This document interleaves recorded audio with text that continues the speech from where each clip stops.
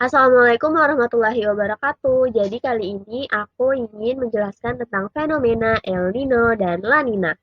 Nah, kali ini aku dan teman aku Astrid yang akan mempresentasikan tentang fenomena El Nino dan La Nina.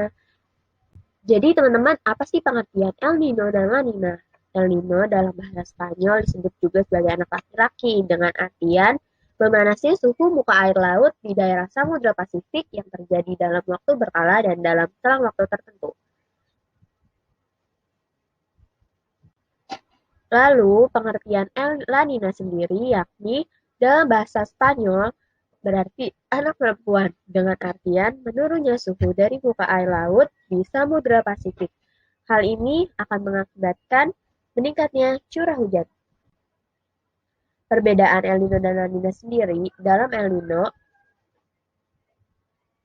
temperatur air laut naik sehingga temperatur menjadi lebih hangat dari biasanya. Nah, kalau La Nina, temperatur air lautnya menurun, jadi temperatur air lautnya menjadi lebih dingin. Lalu pada El Nino, SOI bernilai positif, sedangkan pada La Nina, SOI bernilai negatif.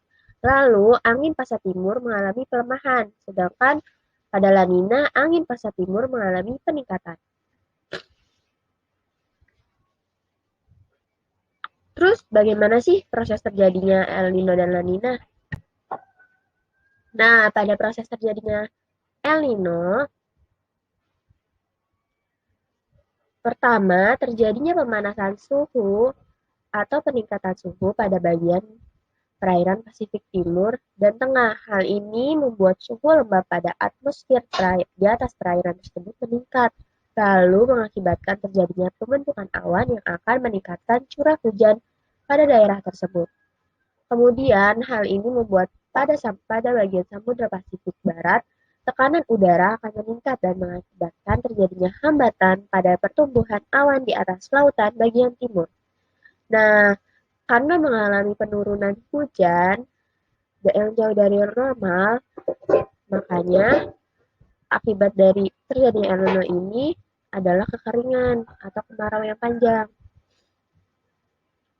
Nah, lanjut ke proses terjadinya La Nina. Nah, pada proses terjadinya La Nina, air laut yang panas kembali bergerak ke arah barat. Lalu, suhu air laut tersebut kembali menjadi semula. Nah, hal ini menandakan upwelling yang muncul kembali dan menandakan cuaca yang kembali normal. Nah, perjalanan air tersebut akhirnya menuju barat Indonesia, menuju ke perairan Indonesia. Nah, kemudian hal ini mengakibatkan wilayah Indonesia menjadi wilayah dengan tekanan rendah.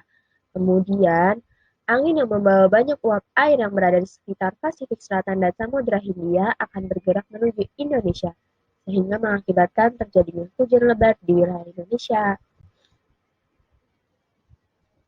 Terus bagaimana dengan dampak El Nino dan La Nina bagi dunia dan Indonesia?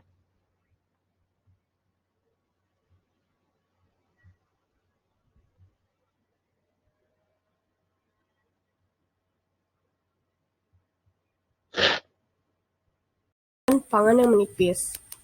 Untuk berbagai masalah kesehatan itu akan terjadi seperti malnutrisi, merebaknya wabah penyakit, dan sakit pernapasan. Untuk pasokan pangan yang menipis, akibatnya warga akan banyak yang kelaparan. Dampak El Nino dan La Nina bagi Indonesia. Peningkatan curah hujan di Indonesia hingga 40% dan akan terjadinya kemarau panjang. Daerah di Indonesia yang pernah terdampak El Nino dan La Nina.